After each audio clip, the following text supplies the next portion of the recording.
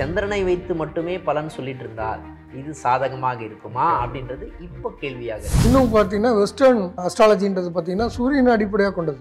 அது இன்னும் ரொம்ப வேகியான ஒரு அஸ்ட்ராலஜிக்கல் மெத்தட்னா பார்த்துக்கோங்க.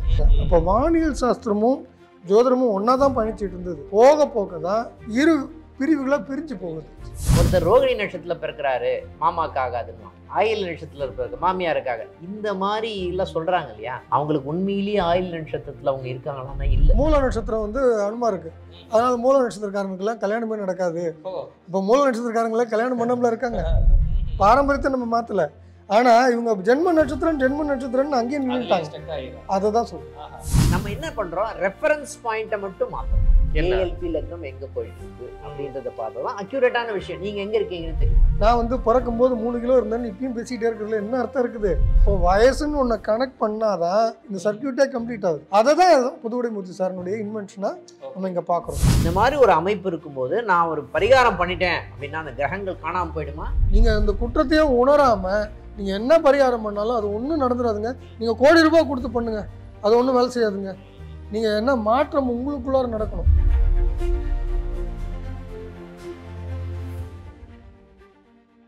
இப்போ மக்களுக்கு வந்து ஒரு பெரிய குழப்பம் அதுதாங்க ஐயா. எப்படின்னா, இப்போ இவ்வளோ நாள் என்கிட்ட சொன்னீங்க, எங்களுக்கு தெரிஞ்ச வந்து இவ்வளோ இன்டெப்த்தாக தெரியாது. ஒரு சராசரி மனுஷனுக்கு வந்து நான் இந்த ராசி இந்த நட்சத்திரம், என்னோட நட்சத்திரத்துக்கு இன்னைக்கு பலன் இது எனக்கு போதும், ராசிக்கு இன்னைக்கு பலனா இது போதும், இந்த மனநிலையில தான் இருக்கும். ஆனால் ஒரு முக்கியமான விஷயங்கள், கல்யாணம் அல்லது வீடு கட்டணும், ஒரு தொழில் துவங்கணுங்கிற போது தான் ஜாதகத்தை ரொம்ப டெப்த்தாக போய் பார்க்குறோம்.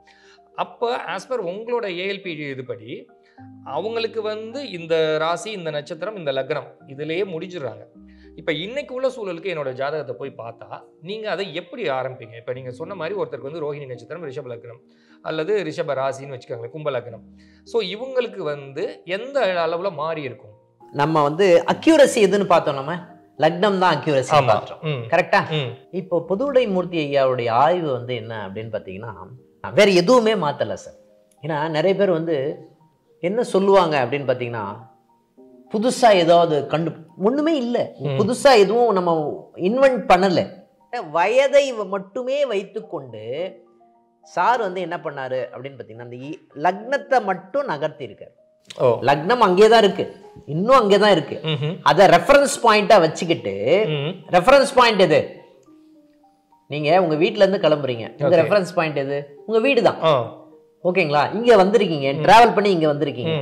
அப்போ இங்க வரைக்கும் டிராவல் பண்ணி வந்திருக்கீங்களா? அப்போ உங்களை இப்போ யோகேஷ் எங்க இருக்காருன்னு கேட்டா இந்த டிராவல் பண்ண இடத்த சொல்லணுமா, உங்க வீட்டுல இருக்கிற இடத்த சொல்லணுமா? நீங்க டிராவல் பண்ணி இங்கதான் இருக்கீங்கன்னு நான் சொல்லணும். கரெக்டா? சார் வந்து என்ன ஆய்வு பண்ணிருக்காருன்னா, நீங்க அங்க இருந்து டிராவல் பண்ணி இங்க வந்திருக்கீங்க, இதுதான் உங்களுடைய லைவ் லொகேஷன் காமிக்கிறாரு. இதுக்கு ஒரு உதாரணம் ஆட் பண்றேன். நான் வந்து நீங்க பூமியில எங்க இருக்கீங்க அப்படின்னு கேட்குறேன். நான் வந்து சோலார் சிஸ்டத்துல இருக்கேன்னு சொல்றீங்க. இது எவ்வளோ வேகம் அந்த மாதிரி. சரியா? அடுத்தது இல்ல, இன்னும் குறிப்பா சொல்லுங்க, நான் பூமியில இருக்கேன். ஓகே, பூமியில எங்க இருக்கீங்க? நான் வந்து ஆசிய கண்டத்துல இருக்கேன். அப்படிதான் இருக்குது. நீங்க வந்து இந்த வந்து இப்போ வந்து சூரிய அடிப்படையாக கொண்டு சொல்ற ஜோதிடம் வந்து அவ்வளோ வேகு. இப்போ சந்திரனை கொண்டு சொல்றது அவ்வளோ வேகு. இப்போ அந்த மாதிரி ஜென்ம லக்னன்றதும் அவ்வளோ வேகு. இந்தியாவில் இருக்கேன்னு சொல்ற மாதிரி. ரைட், இன்னும் ஸ்பெசிஃபிக்காக சொல்லுங்க, நான் வந்து சென்னையில் இருக்கேன்னு சொல்றது. இன்னும் ஸ்பெசிஃபிக்காக சொல்லுங்க, இத்தனை டிகிரி இத்தனை இதில் இந்த இடத்துல இருக்கேன் சென்னையில் அப்படின்னு சொல்ற மாதிரியான ஒரு நிகழ்வை தான் இன்னும் ப்ரிசிஷனுக்கு கொண்டு போயிருக்காரு புதுவுடைமூர்த்தி. மற்றபடி ராசியினுடைய தத்துவங்களையும் நட்சத்திரத்தினுடைய அமைப்பையும் எந்த விஷயத்தையும் அவர் மாற்றவே இல்லை. ஏன் அப்படின்னா, முக்கியமான நிகழ்வுகள் அங்க இருக்கு அப்படின்னா அதை மாற்ற முடியுமா? மாற்ற முடியாது. ஓகேங்களா? எதையுமே மாற்ற முடியாது. ஆனால் நம்ம என்ன பண்றோம், ரெஃபரன்ஸ் பாயிண்ட்டை மட்டும் மாத்துறோம். நீங்க இந்த இடத்துல இருக்கீங்க சார், C25ல இருக்கீங்க, இந்த இடத்துல இருக்கீங்க, இந்த இடத்துல இருந்து பாருங்க உங்களுக்கு எப்படி இருக்குன்னு தெரியும். ஓகே ஓகே, நீ ஏரோப்ளேன் வியூன்னு சொல்லுவாங்க. ஓகேங்களா? நீங்க அங்க இருந்து பாத்தீங்கன்னா உங்களுக்கு எல்லாமே தெரியும். மொட்டை மாடியில இருந்து பார்த்தா ஒரு வியூ தெரியும் இல்ல, 10th ஃப்ளோர்ல இருந்து ஒரு பார்த்தா வியூ தெரியும் இல்ல, அந்த மாதிரி பாருங்க அப்படின்னு சொல்றோம். நம்ம இங்க இருந்து பார்த்தா வேற வியூ இருக்கும். கிரவுண்ட் ஃப்ளோர்ல இருந்து பார்த்தா லக்னத்தை பார்த்தாதான் ஒரு அக்யூரேட்டான ரிசல்ட் கிடைக்கும். லக்னத்தை மட்டும் கிடையாது, நம்ம என்ன சொல்றோம்னா அக்ஷய லக்னம், இன்னைக்கு ஏஎல்பி லக்னம் எங்க போயிட்டு இருக்கு அப்படின்றத பார்த்தா தான் அக்யூரேட்டான விஷயம். நீங்க எங்க இருக்கீங்கன்னு தெரியும். லக்னத்தை பார்த்தோம் அப்படின்னா நீங்க பிறந்த இடத்த காமிக்கும். இன்னொரு வித்தியாசமாக சொல்கிறேன். ஒரு யானையை குருடன் கதை கேட்டிருப்பீங்க, அந்த மாதிரி தான். நான் வந்து ஃப்ரண்ட்ல இருந்து பார்க்குறவருக்கு லெஃப்ட் ஹேண்ட் துதிக்கை இருக்குது, ரைட் ஹேண்ட் சைடில் வால் இருக்குதுன்னு சொல்லுவோம். கொஞ்சம் ஒரு முன்னாடி போய் நின்று பார்த்தா என்ன தெரியும்? முகம் மட்டும்தான். ஒரு துதிக்கையே 2 கண்ணு 2 காது 2 கால்னு சொல்லுவார் இல்லையா, அந்த மாதிரி தான் பார்வை. இப்போ வந்து நீங்கள் ஜென்ம லக்னத்திலேருந்து பார்க்குற விஷயம் வேற. நீங்கள் இதே ஒரு 3 கட்டம் 30 வயசுக்கு 3 லக்னம் நகர்ந்த பிறகு அதே கிரக நிலைகள் தான். ஆனால் 3 கட்டம் நகர்ந்த பிறகு கிரகத்தை நம்ம மாற்றலை, ராசிகளை மாற்றலை, நட்சத்திரங்களை மாற்றலை, லக்னத்தை மட்டும் மாற்றும் போது உங்களுடைய பார்வைகளும் கோணங்களும் வேறையாயிடுது. ஆனால் அது அப்படி நகர்த்தும் போது வர்ற ஆன்சர்ஸ் வந்து டு த கோர் ப்ரிசிஷன் கிடைக்குதுன்றது தான் இங்கே ஆச்சரியமான நிகழ்வு. இது பாரம்பரியம் படித்தவங்களுக்கு கட்டாயமாக இது ஒன்றும் இல்லை, வயசுக்கு ஏற்ற மாதிரி லக்னத்தை நகர்த்தி பார்த்தாலே அவங்க ஆன்சர்ஸ் ஆச்சரியப்படும்படியாக இருக்குது. இல்லை, இப்போ நீங்கள் அந்த நுணுக்கம் ரொம்ப அக்யூரேட் ரிசல்ட்டுங்கிறது வந்து எப்படி வரப்போகிற விஷயத்த சொல்ல முடியுமா, இல்லை நடந்த முடிந்த விஷயம்? ரெண்டுமே சொல்ல முடியுன்றது தானே உண்மை. ஜோதிடன்றது அடிப்படையாக அவங்க வாழ்வியலினுடைய பாதை. அந்த பாதையில் ஒவ்வொரு வயசுலையும் என்ன நடக்கணும். நான் வந்து பிறக்கும்போது 3 கிலோ இருந்தேன்னு இப்பயும் பேசிக்கிட்டே இருக்கிறதுல என்ன அர்த்தம் இருக்குது? இன்றைக்கி நான் வயசில் என்ன இருக்கேன்றது தான் முக்கியம். கரெக்டாக? ஆமாம். நான் வந்து சின்ன 20 வயசில் ஒல்லியாக இருந்தேன்றது வேற, இந்த வயசுக்கு நான் கொஞ்சம் குண்டாக இருக்கேன்றது வேற, 80 வயசுக்கு நான் திரும்ப இழைக்கவும் செய்வேன்றது தான் உண்மை. வயசு மாற மாற என்னுடைய உடல் அமைப்புகளும் மாறிட்டே தானே வருது. கரெக்டா? அதே போல் இந்த ஜோதிட கட்டங்கள் பற்றி கொஞ்சம் சொல்லுங்கள். இப்போ கட்டங்கள் வந்து பார்த்திங்கன்னா நமக்கு ஒரு சின்ன சின்ன விஷயங்கள் எல்லாருக்குமே தெரியும். இப்போ சாதாரணமாக எல்லாம் வந்து உங்களை போன்ற ஒரு பெரிய ஜோதிடர்களை பார்த்து இவங்களும் கொஞ்சம் கொஞ்சமாக கற்றுக்க ஆரம்பிச்சிட்டாங்க. பார்க்கும்பொழுது ஒரு சில விஷயத்தில் இப்போ சந்திரன் இருக்கிற கட்டம் தான் ராசி அப்படின்னு தெரியும், லான்னு போட்டிருந்தா அது லக்னம், அதுதான் அவங்களுக்கான லக்னம் சொல்லுவோம்.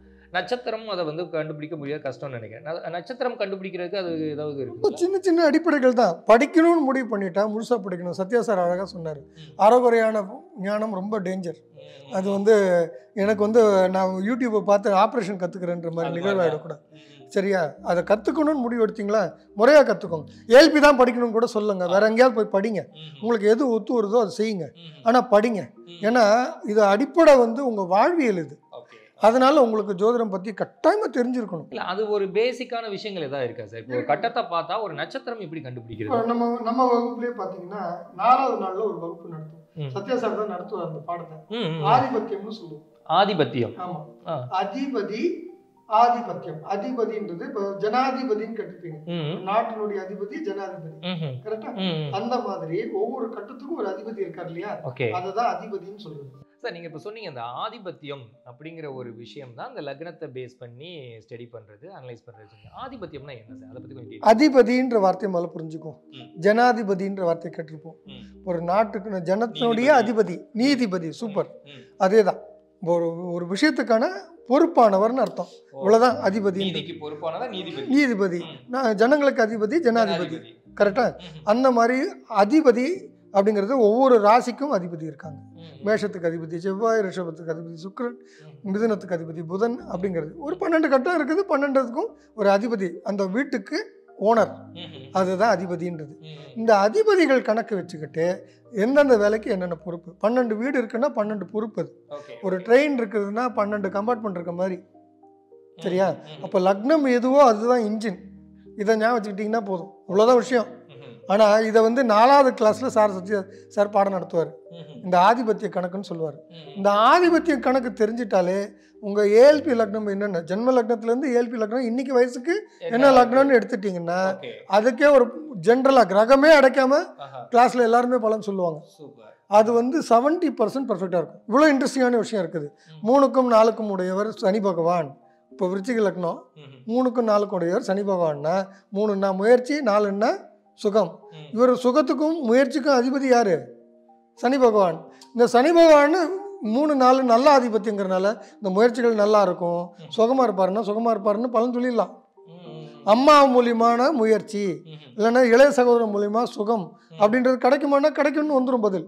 இவ்வளோ டைரக்டாக ஆன்சர்ஸ் சொல்கிற இடத்துக்கு வந்துடும். இவ்வளோ டைரக்ட் ஆன்சர்ஸு 70% அக்யூரேட்டாக இருக்கும்னா அப்போ கிரகங்களை விட இந்த கட்டத்துக்கே ஒரு பவர் இருக்குன்னு முதல்ல புரிஞ்சுக்கணும். அதுதான் இங்கே ரொம்ப முக்கியமான விஷயமே. அப்போ ஆனால் இவருக்கு ஜென்ம லக்னம் கன்னியாக இருக்கும், அதுக்கு ஆதிபத்தியம் பார்த்தீங்கன்னா கணக்கு வராது. அப்போ வயசுன்னு ஒன்று கனெக்ட் பண்ணாதான் இது கம்ப்ளீட் ஆகுது, இந்த சர்க்கியூட்டே கம்ப்ளீட் ஆகுது. அதை தான் புதுவுடை மூர்த்தி சாரனுடைய இன்வென்ஷனாக நம்ம இங்கே பார்க்குறோம். சார் இப்போ கொஞ்ச நேரத்துக்கு முன்னாடி நீங்கள் சொன்னீங்க அந்த நட்சத்திரம் கண்டுபிடிக்கிறது அப்படின்னு சொன்னீங்க. இப்போ ஒரு கட்டம் இருக்குது, ஒரு புதுசாக ஒருத்தவங்க ஜோதிடம் பார்க்குறாங்க அல்லது ஏதோ ஒரு இதுக்காக ஒரு கட்டம் கையில் இருக்குது அப்படின்னா முதல்ல நீங்கள் சொன்னீங்க சந்திரன் இருக்கிறது தான் ராசி, லக்னம் ஈஸியாக கண்டுபிடிக்கலாம். நட்சத்திரம் அப்படிங்கிறதுக்கு ஒரு எளிமையான வழி சொன்னீங்க. 360 டிகிரி கோணம் சார். வானம், நான் வானத்தை பார்க்குறேன், 360 டிகிரி கோணத்தை பார்க்குறேன். இந்த 360 டிகிரி கோணத்தை வட்டமாக பார்க்குறத கட்டமாக போடுறோம். முதல் விஷயம். ஓகே, சரியா? அந்த கட்டமாக போடுறத 30 டிகிரியாக பிரிச்சுக்கிட்டிங்கன்னா 12 கட்டம் வந்துருச்சு. ஓகே, இது இமேஜினரி கோடு தான். இது அங்கே கோடெல்லாம் இல்லை. ஆனால் நம்ம ஒரு அடையாளப்படுத்துறதுக்கு சந்திரன் எங்கே இருக்குது, சூரியன் எங்கே இருக்குதுன்றதை அடையாளப்படுத்துறதுக்கு, இந்த சூரியன் எங்கே ட்ராவல் பண்ணிட்டு இருக்காருன்னு அடையாளப்படுத்துறதுக்கு இந்த கட்டம். சரியா? அப்போ அந்த கட்டத்துக்குள்ளாரையும் இந்த 360 டிகிரி கோணத்துக்குள்ளார நட்சத்திரங்கள் இருக்கு. 27 நட்சத்திர கூட்டம். ஒரு நட்சத்திரம்னா ரோகிணின்னா ரோகிணி ஒரு நட்சத்திரம் இல்லை, பரணின்னா பரணி ஒரு நட்சத்திரம் இல்லை. ஒரு உதாரணத்துக்கு பரணின்றது 6 நட்சத்திரங்கள் கொண்ட ஒரு கூட்டம். ஒரு நட்சத்திரன்றது ஒரு தனி சூரியன் வச்சுக்கோங்க அறிவியல் ரீதியாகவே. அப்போ 6 நட்சத்திரங்கள் சேர்ந்த ஒரு கூட்டம் தான் பரணின்றதே. ஆனால் ஒரே இடத்துல இருக்கிறதுனால இந்த நட்சத்திரத்தை கூட்டத்தை தான் பரணின்னு சொல்கிறோம். சரியா? அப்போ 27 நட்சத்திரங்களை ஒரு அடையாளத்துக்கு வச்சுருக்கோம். இந்த 27 நட்சத்திரங்களையும் 12 ராசிக்குள்ளார பிரிக்கணும்னா சமமாக பிரியாது பாருங்க. அப்போ என்ன பண்ணாங்க, ஒவ்வொரு நட்சத்திரத்துக்கும் 4 பாதங்கள், 4 கால்கள் அல்லது 4 குவாட்ரண்ட்னு வச்சுக்கோங்க, 4 பங்கு. சரியா? 4 பாதம் அப்படிங்கிறது அதுதான். இப்போ ஒரு நட்சத்திரத்துக்கு 4ன்னா 27 × 4ன்னா 108 வரும். 108 12க்கு பிரிச்சிங்கன்னா 9ன்னு கணக்கு வரும். அப்போ ஒரு ராசி கட்டத்துக்குள்ளார 9 பாதங்கள். சரிங்களா? அப்போ மேஷம் எடுத்துக்கிட்டிங்கன்னா அஸ்வினின்றது ஆரம்பிக்குது. அஸ்வினி ஏதோ ஒரு இடத்துல 0 போட்டு ஆரம்பிக்கணும் இல்லையா? 0 டிகிரி, அதான் அஸ்வினி மேஷம் அப்படின்னு வச்சிருக்கோம். இதுதான் ஆரம்பம் இதுதான் முடிவுன்னு கிடையாது. இது ஒரு சைக்கிள் தான். சைக்கிளில் எது ஆரம்பம் எது முடிவு அப்படி இல்லை. ஆனால் ஒரு எங்கேயாவது ஒரு இடம் 0 டிகிரி மார்க் பண்ணாதான் ஒரு கம்ப்ளீஷன் கொண்டு வர முடியுன்றதுக்காக மேஷத்தை 0 டிகிரின்னு மார்க் பண்ணுறோம், அஸ்வினி 0 டிகிரின்னு மார்க் பண்ணுறோம். ராசி கட்டத்துக்கு மேஷம், நட்சத்திரத்துக்கு அஸ்வினின்னு ஆரம்பிக்கிறோம். கிளியரா? ரைட். இப்போ அஸ்வினியில் 4 பாதம், பரணியில் 4 பாதம், கார்த்திகை அடுத்த நட்சத்திரம். அப்போ கார்த்திகை ஒரு பாதம். இதுதான் மேஷம் மேஷம். அப்போ கார்த்திகை 2, 3, 4ன்ற அடுத்த 3 பாதங்களும், ரோகிணி 1, 2, 3, 4ன்றது அடுத்த நட்சத்திர பாதங்களும், மிருகசீரிடம் 1, 2, அப்போ 9 பாதங்களாச்சு. இப்போ இதுதான் ரிஷபம்னு சொல்றோம். சோ ரிஷப ராசிக்காரங்களுக்கு இந்த 3 ராசிக்குள்ள தான் ஏதாவது இருக்கும். ஆமா, 3 நட்சத்திரங்களுக்குள்ள தான் இருக்கும். ஒரு ராசின்றது 3 நட்சத்திரங்களுடைய பகுதிகளா இருக்கும். ஒன்னு முழுசா இருக்கும், ஒன்னு பாதியா இருக்கும். டிபெண்ட்ஸ். நீங்க முதல்ல 27 நட்சத்திரம் மனப்பாடம் பண்ணிட்டீங்கன்னா இது தானாவே நீங்களே பண்ணிடுவீங்க. சோ ரோகிணிக்கு வந்து 4 பாதம்னா கம்பல்சரி அது ரிஷப ராசியா தான் இருப்பாங்க. அப்போ ரெஃபரன்ஸ் பாயிண்ட் தான் இந்த நட்சத்திரங்கள். அப்போ இந்த நட்சத்திரங்கள் வெறும் ரெஃபரன்ஸ் பாயிண்டானா, நட்சத்திரங்கள் தான் எல்லாமே முடிவு பண்ணுது, கிரகங்கள் இல்லை. நட்சத்திரங்கள் கொடுப்பதை கிரகங்கள் வாங்கி டெலிவரி பண்ணுது. இதுதான் ரொம்ப இன்ட்ரெஸ்டிங்கான விஷயம். நிறைய பேருக்கு நட்சத்திரம்லாம் வேஸ்ட்ன்றாங்க. வெறும் அடையாளப்படுத்துதல், மைல் கல் மாதிரி தான், அவ்வளோதான். சூரியன் எங்கே இருக்குது, சந்திரன் எங்கே இருக்குன்னு அடையாளப்படுத்துது இல்லைங்க, நட்சத்திரங்கள் தான் கொடுக்குது. ஆனால் அதை டெலிவரி பண்ணுறது கிரகங்கள். சார் வந்து ரொம்ப சிறப்பாக சொல்லியிருக்காங்க சார். சார் இப்போ சில ராசிக்காரர்களுக்கு வந்து தோஷங்கள் அப்படின்னு சொல்கிறாங்க, அதுக்கும் இந்த லக்னத்துக்கும் ஏதாவது தொடர்பு இருக்கா? ஏன்னா சம்மந்தமே இல்லாமல் உங்களுக்கு பித்ரு தோஷம் இருக்குது, முன்னோர்கள் செஞ்ச தோஷம் இருக்குது அப்படின்லாம் சொல்கிறாங்க. தான் பிறந்த ஒரு இடத்துல நான் எங்கேயோ பிறந்திருப்பேன், எங்கள் தாத்தா பாட்டி எங்கேயோ பிறந்திருப்பாங்க, அவங்களுக்கும் எனக்கும் ஒரு பூர்வீக பந்தம் இருந்தாலும் இந்த லக்னத்தை பேஸ் பண்ணி தோஷத்துக்கும் எதுக்கும் தொடர்பு இருக்குங்களா? தோஷம் அப்படின்ற ஒரு விஷயமே இல்லை சார். ஆக்சுவலாக இதை எதை அடிப்படையாக கொண்டது அப்படின்னு பார்த்தீங்கன்னா, நட்சத்திரங்கள் வழியாக கிரகங்கள் செயல்படுகிறது. நட்சத்திரங்கள் வழியாக தான் கிரகங்கள் செயல்படுது. கிரகங்கள் எங்கே இருக்குன்றதை வச்சு நம்ம டிசைட் பண்ணணும். உதாரணமாக இப்போது கும்ப லக்னம், லக்னத்தில் ராகு, 7ஆம் இடத்துல கேது இருக்கார். ஓகேங்களா? லக்னத்தில் ராகு. இப்போ என்ன பண்ணுவாங்கன்னா, இவங்களுக்கு திருமணம் சம்மந்தப்பட்ட விஷயம், லக்னத்தில் ராகு இருக்குது, 7ஆம் இடத்துல கேது இருக்குது, அப்போது 7ஆம் இடம் சம்மந்தப்பட்ட திருமணம் சம்மந்தப்பட்ட தோஷம் இருக்குன்னு சொல்லுவாங்க. ஓகேங்களா? நாக தோஷம் இருக்குது, திருமணம் சம்மந்தப்பட்ட விஷயத்தில் தோஷம் இருக்குது அப்படின்னு சொல்லுவாங்க. ராகு கேது தோஷம் இருக்குன்னு. ஆனால் இந்த லக்னத்துக்கு அது இருக்கான்னு பார்த்தீங்கன்னா இல்லை அப்படின்ற ஒரு நிகழ்வு தான் முக்கியம். ஓகே, ஏன் அப்படி சொல்கிறோம்? அடுத்த கேள்வி ஏன் அந்த மாதிரி வருது? ஏன்னா ராகு கேது யார் அப்படின்னா அவங்க தாத்தா பாட்டி. ஓகே, பிறக்கும்போது கூடவே அவங்க தாத்தா பாட்டி இருக்காங்கன்னு அர்த்தம். இது எது டிசைட் பண்ணுது அப்படின்னு பார்த்தீங்கன்னா வந்து வயசு தான் டிசைட் பண்ணுது. பிறக்கும்போது அங்கே இருக்காங்க தாத்தா பாட்டி, இவங்க வந்து திருமணம் ஆகும்போது இவங்களுடைய லக்னம் என்னன்னா மேஷ லக்னமாக இருக்கும், மாறி இருக்கும். ஓகேங்களா? அப்போ 7ஆம் இடத்துக்குரியவன் யாரு அப்படின்னு பார்த்தீங்கன்னா 7ஆம் இடத்துல சுக்கிர பகவானா வருவார். ஓகே. அப்போ திருமணம் சம்பந்தப்பட்ட விஷயங்கள் அவங்களுக்கு சாதகமான பலனை தான் கொடுக்கும். இந்த தோஷம் இதெல்லாம் ஒன்றும் கிடையாது, ஒண்ணுமே இல்லை அப்படின்ற அமைப்பு வரும். ஓகேங்களா? சாதகமாக தான் வரக்கூடிய தன்மை இருக்கா? இருக்கு. அப்போ என்னன்னா ஒருத்தர் வந்து மாறிட்டாங்க அப்படின்னு சொன்னா, இப்போ நட்சத்திரத்தை ஏதாவது மாத்தணுமா, கிரகங்களை மாத்தணுமா? எதுவுமே மாத்தல. இவங்களுடைய ரெஃபரன்ஸ் பாயிண்ட் அப்படின்னு சொல்றோம் இல்லைங்களா? இப்போ கும்பத்துல இருந்து மேஷத்துக்கு போயிருக்கு. 3 கட்டங்கள் நகர்ந்து இருக்கு. 3 கட்டங்கள்னா 20 to 30 வயசுக்குள்ள அவங்க இருக்காங்க அப்படின்னு அர்த்தம். இப்போ அவங்களுக்கு சுக்கிர பகவான் தான் 7ஆம் இடத்துக்குரியவனா வருவாரு. அப்போ தோஷம் அப்படின்ற ஒரு நிகழ்வு இங்கே இருக்கா அப்படின்னா இல்லை. இந்த ஒரு பாயிண்ட் மட்டும் நானும் இன்னொரு கோணம் சொல்றேன். இப்போ வந்து அமெரிக்கா எந்த பக்கத்தில் இருக்கு சார் இந்தியால இருந்து? இந்தியால இருந்து எங்கிருந்து பார்க்குறோன்றது பொறுத்து இதுதான் பாயிண்ட்டே. நான் இந்தியால இருந்து பார்த்தேன்னா எனக்கு மேற்குன்னு சொல்லுவேன். சரி, நான் இதுவே ஜப்பான்ல இருந்து பார்த்தேன்னா கிழக்குலையும் இருக்கு. கரெக்டா? மேற்கு ரொம்ப தூரமாக சுற்றிட்டு வரலாம், அதுக்காக அது மேற்கில் இல்லைன்னு சொல்ல முடியாது. ஆனால் கிழக்கு தான் பக்கமாக இருக்குன்றதுனால எனக்கு கிழக்கு பக்கத்தில் இருக்குன்னு சொல்லுவாங்க. கரெக்டா?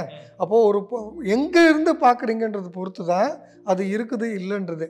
இப்போ இவங்க வந்து அக்யூரசி இல்லாத காலகட்டத்தில் ஒரு ஜென்ம லக்னத்தை மட்டும் அடிப்படையாக வச்சு அது 7 கேது இருக்குது, ஜென்மத்தில் ராகு இருந்ததுன்றது ஒரு பாயிண்ட் அன்றைக்கி கரெக்டாக கூட இருந்துக்கலாம். ஆனால் வாழ்நாள் ஃபுல்லாக கிடையாது. இப்போது கேரக்டர்னு பேசணும் லக்னத்தை. இப்போ நான் கேட்குறேன், பிறக்கும்போது யார் என்ன கேரக்டரோட பிறந்தாங்க? 10 வயசு வரைக்கும் தான் யாருன்னே தெரியாத ஒரு குழந்தை, தான்ற சுய சிந்தனையே இல்லாதவன் தான் குழந்தை. அதனால தான் குழந்தை மனம்னு பேசுகிறோம். கரெக்டாக? இப்போ ஒரு பர்டிகுலர் ஆன பிறகு தான் நான் வந்து ரோஷக்காரன், நான் கோபக்காரன், நான் வந்து ரொம்ப அமைதியானவன், நான் நல்லா படிப்பேன், நான் படிக்கவே மாட்டேன், நான் மக்கு, இதெல்லாம் நான் நானே டிஃபைன் பண்ணிக்கிற விஷயம் தானே கேரக்டர்ன்றது. கரெக்டாக? அப்போது கோபக்காரனாக இருக்கிற ஆள் குறிப்பிட்ட வயசு தாண்ட பிறகு இல்லை கோபம் அர்த்தம் இல்லாததுன்னு புரிஞ்சு மாறுறாங்களா இல்லையா? இப்போ கேரக்டர் சேஞ்ச் இருக்கா இல்லையா? கேரக்டர் சேஞ்சே ஆகாத அப்படின்னு டிஃபைன் பண்ண ஒரு காலம் இருந்தது. அறிவியல் கூட அது ஆமாம் அப்படிதான் சொன்னிச்சு. இன்றைக்கி ஜெனட்டிக்காக அப்படிலாம் கிடையாது. இப்போ ஒரு சிம்பிள் உதாரணம் சொல்கிறேன். ஒரே அப்பாவுக்கு பிறந்த 2 குழந்தைகள். அப்பாவை பார்த்து ஒருத்தன் குடிகாரனா மாறுறான், ஒருத்தன் அப்பாவை பார்த்து நான் குடிகாரனா இருக்கக்கூடாதுன்னு புரிஞ்சுக்கிறான். அப்போ அவனுடைய ஃப்ரீ வில்னு ஒன்று அங்கே இருக்குது. அப்போ அந்த லக்னம்ன்றது என்னன்னா அவனுக்கான சாய்ஸஸ் தான் காட்டுது. லக்னம் வளர வளர அந்த சாய்ஸஸை பயன்படுத்திக்கிறவன் ஜெயிக்கிறான், பயன்படுத்தாதவன் தோக்குறான். 2 பேருக்கும் வாய்ப்புகள் ஒன்றா தான் இருக்குது. நீங்கள் நம்ம பேசிகிட்டு இருந்தோம் இப்போ இந்த தோஷங்களுக்கு வந்து பரிகாரங்கள் அப்படின்னு சொல்லிட்டு இது ரொம்ப வணிக நோக்கத்தில் பண்ணிட்டு இருக்காங்க. பட் ஆனால் ஏஎல்பியை பொறுத்தவரையும் பரிகாரங்களே கிடையாது அப்படின்னு சொல்கிறீங்க. எதனாலயா அவ்வளோ ஆணித்தரமாக சொல்கிறீங்க பரிகாரமே வேண்டாம் அப்படின்னு? இப்போது நான் வந்து லக்னத்தில் ராகு இருக்குது, 7ஆம் இடத்துல கேது இருக்குது. நான் போய் வந்து பரிகாரம் போய் பண்ணிட்டு வரேன். ஏதோ ஒரு கோயிலுக்கு போகிறேன், ராகு கேது ஸ்தலத்துக்கு போகிறேன், பரிகாரம் பண்ணுறேன். அந்த கிரகத்தை வந்து நான் நகர்த்தி இன்னொரு இடத்துக்கு வைக்க முடியுமா? முடியாது. ஓகேங்களா? ஆனால் ஏஎல்பியில் என்னென்னா வயது வளரும் போது ஆட்டோமேட்டிக்காக அந்த ஏஎல்பி லக்னம் வளருது. அதுவே தானாக நமக்கு கொடுக்குமா அப்படின்னா எல்லா வாழ்க்கையும் அது தானாகவே கொடுக்கக்கூடிய தன்மை இருக்கா? இருக்கு. யாரெல்லாம் வந்து இந்த ஜென்ம லக்னத்தை மட்டுமே வைத்து பார்த்துட்டு இருக்காங்களோ அவங்களுக்கு தான் இந்த மாதிரி நிகழ்வுலாம் இருக்கும். ஓகேங்களா? எதையும் வந்து நம்ம வந்து விலை கொடுத்து வாங்க முடியுமா? இந்த கர்மங்கள் தோஷங்கள்லாம் எதை அடிப்படையாக கொண்டது அப்படின்னு பார்த்தீங்கன்னா பூர்வ புண்ணியத்தை அடிப்படை. அந்த பாஸ்ட் டென்ஸ் போய் மாற்ற முடியுமா? நீங்கள் முடியாதுன்ற விஷயம்தான். நேற்று நடந்த நிகழ்வை நீங்கள் போய் கரெக்ட் பண்ண முடியுமா? ஒரு விஷயம் தப்பு பண்ணிட்டீங்க, ஒருத்தர்கிட்ட ரஃபாக பேசிட்டீங்க, அதை போய் நீங்கள் வந்து அட்லீஸ்ட் சாரி தான் கேட்க முடியும். இதுதான் நாங்கள் சொல்லிக் கொடுக்குறோம். இதுதான் நாங்கள் இப்போ என்ன சொல்லிக் கொடுக்குறோம். நீங்கள் நேற்று பண்ணிட்டீங்க, தப்பு பண்ணிட்டீங்க, அட்லீஸ்ட் அவங்க கிட்ட போய் சாரி கேளுங்க, அவங்ககிட்ட போய் தேங்க்ஸ் சொல்லுங்க, அவங்க வந்து வணங்குங்க. இந்த மாதிரி விஷயங்கள் தான் வந்து ஒரு பரிகாரமாக இருக்குமே தவிர அட்சய லக்ன பద్ధதியில் ஒரு பரிகாரம்ன்ற விஷயம் அதை நகர்த்தி வைக்க முடியாது. ஆனால் இன்னொரு விஷயம் ஒரு முக்கியமான விஷயம் இருக்கு. பரிகாரங்கள்னா டெபாசிட் அப்படின்ற ஒரு விஷயம் இருக்காங்கன்னா இன்னைக்கு நான் பேங்க்ல டெபாசிட் பண்ணாதான் வித்ட்ரா பண்ண முடியும். அப்போ நான் என்ன பண்ணணும்ன்றது இந்த ஏஎல்பி லக்னம் சொல்லும். ஓகேங்களா? நட்சத்திரங்கள், கிரகங்கள் நான் என்ன பண்ணணும்னு சொல்லும். இப்போ விளக்கேத்துறது, கோயிலுக்கு போகிறது, இந்த மாதிரி சின்ன சின்ன நிகழ்வை நான் டெபாசிட் பண்ணும்போது எனக்கு ஒரு நல்ல காலகட்டம் வரும்போது இல்லையா, அந்த காலகட்டத்தில் கூடுதலாக கொடுக்குமானா கூடுதலாக கொடுக்கும் அப்படின்ற நிகழ்வு தான் முக்கியமான விஷயமே தவிர, நீங்க இந்த மாதிரி ஒரு அமைப்பு இருக்கும்போது நான் ஒரு பரிகாரம் பண்ணிட்டேன் அப்படின்னா அந்த கிரகங்கள் காணாமல் போயிடுமா? இருக்காது. அப்படின்ற விஷயம் தான் முக்கியம். இதுக்கு என்ன பண்ணுவாங்கன்னா, ஒரு எந்திரத்தை வாங்கி வைப்பாங்க, வச்சா சரியாயிடும். அந்த எந்திரம் வந்து 1 லட்சம் ரூபாய் இருக்கும். அந்த பரிகாரம்ங்கிறது பரிகாரம் சொன்னாங்க, வணிக நோக்கத்துல எங்க வகுப்புக்கு வந்தாங்க. ஓகேங்களா? ஒருத்தருக்கு பரிகாரம் சொன்னாங்க. நீங்க வந்து எனக்கு வந்து அவர் ஜோதிடரை வந்து சொல்லியிருக்காரு, எனக்கு 30,000 ரூபாய் கொடுங்க, 30,000 ரூபாய்க்கு ஒரு வருஷத்துக்கு அந்த மாடு தானம் பண்ணணும், கோதானம் பண்ணணும். எனக்கு 30,000க்கு நீங்க அந்த வருஷத்துக்கு அப்படின்னு ஒரு பேக்கேஜ் மாதிரி போட்டு வருஷத்துக்கு அந்த உணவு கொடுக்கணும் இல்லையா, அந்த உணவுக்கு அதுக்கு சேர்த்து ஒரு 40,000 ரூபாய் நீங்க கொடுத்துட்டீங்க அப்படின்னா, நீங்க மொத்தம் 70,000 ரூபாய் நீங்க எனக்கு கொடுத்தீங்க அப்படின்னு சொன்னா உனக்கு வந்து இந்த தோஷம் எல்லாமே வந்து விலகக்கூடிய தன்மை இருக்கு அப்படின்ற மாதிரி சொன்னாங்க. நம்ம என்ன சொன்னோம் அப்படின்னா, அந்த இடத்துல கோவூர்னு உங்க ஒரு ஊர் இருக்கு. கோன்னா பசு, ஓகே, கோன்னா பசு, கோவூர். அதாவது சிவபெருமானை மகாவிஷ்ணு என்ன பண்ணார், கோ உருவத்துல வந்து பசுவனுடைய உருவத்துல வந்து வணங்கினார், அபிஷேகம் பண்ணார் அப்படின்ற ஊர் தான் அந்த கோவூருடைய சிவன் சுந்தரேஸ்வரருடைய ஊர். அது இந்த கோயிலுக்கு போயிட்டு வாங்க, உங்களால் 11 ரூபாய் முடிச்சு முடியுமா? ஏன்னா அவங்களுடைய சேலரியே வந்து பார்த்தீங்கன்னா மாத சேலரியே 3000 ரூபாய். அவங்க கிட்ட போய் 70,000 ரூபாய் நீங்கள் கேட்டீங்க அப்படின்னு சொன்னால் 70,000 ரூபாய் கொடுத்துட்றாங்க சார், உங்களுக்கு ஏதோ நிவர்த்தி கிடைச்சா போதும்னு கொடுத்துட்றாங்கன்னு வச்சுக்கோங்களேன். அந்த கிரகத்தை உங்களால் தண்ணி வைக்க முடியுமா? தள்ளி வைக்க முடியாது. நான் சொன்ன விஷயம் என்னன்னா, கரெக்டாக அந்த கோயிலுக்கு போயிட்டு வாங்க, உங்களால் முடிஞ்சா 2 பாக்கெட் பால் கொடுங்க அபிஷேகத்துக்கு, ஓகேங்களா? உங்கள் பேரில் அர்ச்சனை ஒன்று பண்ணுங்க, ஓகேங்களா? அதையும் மீறி சில பேர் வந்து இருக்காங்களா, ஒரு சின்ன பசு விக்கிரகம் இருக்கு, ஓகேங்களா, அதை தானமாக கொடுங்கள். மனசு சில பேருக்கு என்னன்னா மனசு திருப்தியே அடையாது. சரி இதெல்லாம் பண்ணிட்டு சரி, ஏன்னா பெருசா கொடுத்தாதான் நமக்கு திருப்தி அடையும் அப்படின்ற மாதிரி அமைப்பு இருக்குமானா இருக்கும். சில பேருக்கு மனசுல இருக்கும், உறுத்திட்டே இருக்கும். நம்ம சொன்ன வார்த்தைகள் வந்து உறுத்திட்டே இருக்கும். கண்டிப்பா ஒரு பசு உருவத்தை வாங்குங்க, கோயிலுக்கு அந்த சிவன் கோயிலுக்கு போய் அர்ச்சகர் இருக்கா இல்லையா, அவருக்கு அதை தானமா கொடுங்க, அவருக்கு ஒரு 11 ரூபாய் வச்சு கொடுங்க, ஓகேங்களா? இந்த மாதிரி நிகழ்வுகள்லாம் இருக்கானா? இருக்கு. ஒரு 100 வருஷத்துக்கு முன்னாடி இத்தனை லட்சம் செலவு பண்ணி ஏதாவது ஒரு பரிகாரம் நடந்ததா ஏதாவது அடையாளப்படுத்துங்க? கிடையாது. இப்போ ராஜாக்கள் மட்டும், இப்போ ஒரே ஒரு இது பத்மநாப சுவாமி கோவிலில் இருக்கிற அந்த பொக்கிஷம் மட்டும்தான், அது ஃபுல்லாக தண்டனைக்காக, தான் பண்ண தவறுகளுக்காக கடவுளுக்கு ஆபரணங்களாக கொடுத்துருக்காங்க. அது பாவ பணம் தொடாதீங்கன்னு தான் அங்கேருந்து புலம்புறாங்க, கேட்டிருப்பீங்க. இதெல்லாம் இதுதான் நடந்திருக்குது மேக்சிமம். மற்றபடியாக பரிகாரம்னு பண்ணதெல்லாம் கிடையாதா? இப்போ புரியுதுங்களா? நான் இதை காம்பன்சேட்டே பண்ண முடியாது, ஆனால் அதுக்கு சப்ஸ்டியூட்டா அப்படிங்கிறது தான் பரிகாரம் அப்படிங்கிற வார்த்தைக்கான அர்த்தமே. கரெக்டா? ரைட். இப்போ நான் ஒரு செயல் செஞ்சுட்டேன், அதுக்கான விளைவுகளை எனக்கு தவறுன்னு பின்னாடி தான் உணர்றேன். அறிவில்லாமல் செஞ்ச விஷயம், மதிமயங்கி செய்த தவறு, அதுக்கு நான் உணரணும்.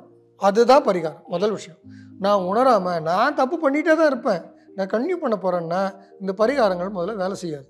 சரி, அப்போ பரிகாரம் என்ன சொன்னாங்க? சரிப்பா தெரியாமல் பண்ணிட்டேன், கடவுள்கிட்ட போய் மன்னிப்பு கேளு. இப்போது மனுஷங்கிட்ட செஞ்சால் கூட, ஒரு கொலை பண்ணிட்டாருங்க, ஒருத்தர் இறந்து போயிட்டாரு, அவர்கிட்ட போய் மன்னிப்பு கேட்க முடியல, சரி அவரை விட்டுடு, நீ கடவுள்கிட்ட கேளு அப்படின்னு கடவுள்கிட்ட ரீடைரக்ட் பண்ணி அந்த குற்ற உணர்வை சரி பண்ணி அவரை நன்னிலைப்படுத்துறதுக்கான விஷயமா அதுதான் பரிகாரம். நீங்கள் அந்த குற்றத்தையும் உணராமல் நீங்கள் என்ன பரிகாரம் பண்ணாலும் அது ஒன்றும் நடந்துடாதுங்க. நீங்கள் கோடி ரூபாய் கொடுத்து பண்ணுங்க, அது ஒன்றும் வேலை செய்யாதுங்க. நீங்கள் என்ன மாற்றம் உங்களுக்குள்ளார நடக்கணும். ஸோ மக்கள் வந்து பரிகாரத்துக்கு செலவு பண்ணாமல் மற்றபடி தானங்கள், ஆலய வழிபாடு அது மாதிரி பண்ணிக்கோங்கன்னு சொல்லுங்க. ரொம்ப மகிழ்ச்சி சார், நிறைய விஷயங்கள் பகிர்ந்துக்கிட்டீங்க. இருவருக்கும் நன்றி. நன்றி சார். நன்றி.